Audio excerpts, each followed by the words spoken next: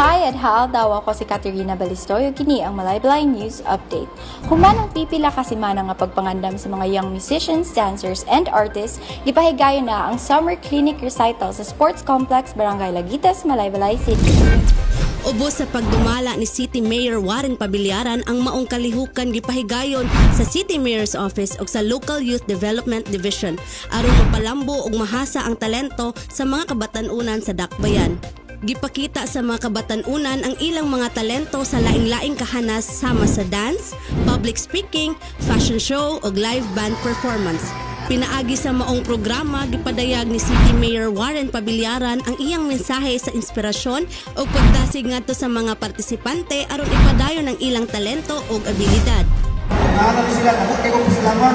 Magpasalamat ito sa inyo tanan, sa inyo sakripisyo nila.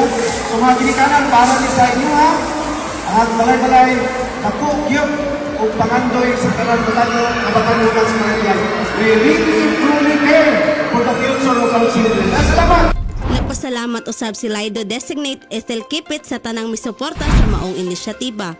Human sa mga pasundayag, gipaday ug gipasalamatan ni Mayor Warren Pabiliaran ang mga partisipante, ginikanan ug mga organizers tungod sa ilang dedikasyon ug walay hunong nga suporta sa programa alang sa mga kabatan-unan.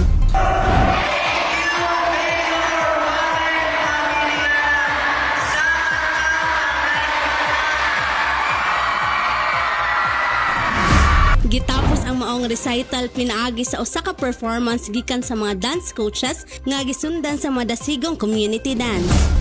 Ug mao kato ang update karong adlaw sa dugang pang mga balita, mamahimong i-like ug i-follow ang official Facebook page ug i-subscribe ang YouTube channel nga Mayor Warren Pabiliaran. Ako si Caterina Balistoy, maayad ha, daw salamat tungkay.